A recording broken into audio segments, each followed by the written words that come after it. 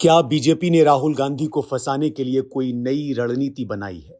दिल्ली में उनके उस विवादित भाषण के बाद अब ओडिशा पुलिस आरजीएफ के वित्तीय रिकॉर्ड्स मांग रही है, फॉरेन फंडिंग से जुड़ी हर डिटेल।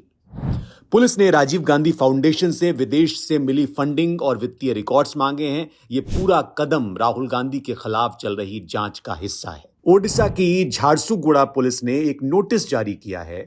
जिला स्तर पर आरजीएफ से पूछा गया है कि 1991 से अब तक उसे कितनी विदेशी फंडिंग मिली है, किस बैंक में यह फंडिंग जमा हुई, इसके खातों के अधिकृत हस्ताक्षरकर्ता कौन है। इसके अलावा एफसीआरए लाइसेंस और ऑडिटर्स की जानकारी भी पुलिस ने मांगी है।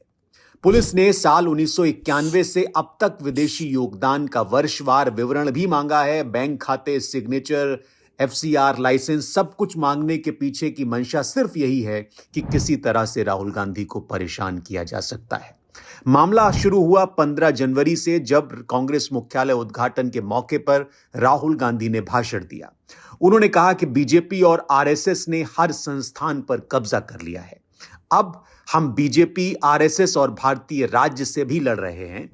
The BJP and the RSS have captured every single institution of our country.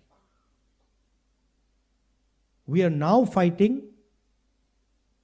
the BJP, the RSS and the Indian state itself.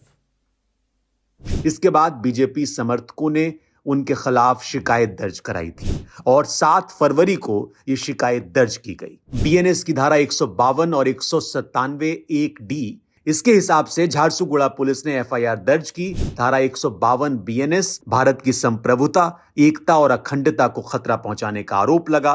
धारा 197 1D बीएनएस, देश की सुरक्षा को बाधित करने और भ्रामक जानकारी फैलाने का आरोप लगा। इसके अलावा आरजीएफ पर यह आरोप है कि उन्होंने जाकिर नाइक और चीन से फंडिंग ली। अब जांच की नजर सीधे आरजीएफ पर है।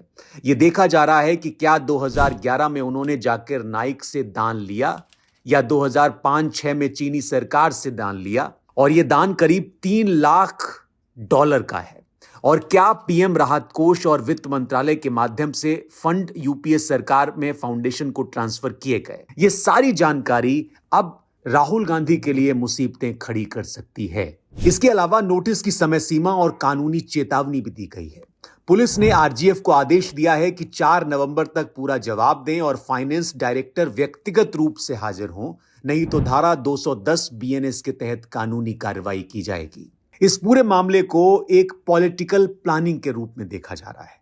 चुनावों से पहले राहुल गांधी के खिलाफ केस बढ़ता जा रहा है, फाउंडेशंस की फाइलें खोली जा रही हैं और सीधा गांधी परिवार पर निशाना साधा जा रहा है।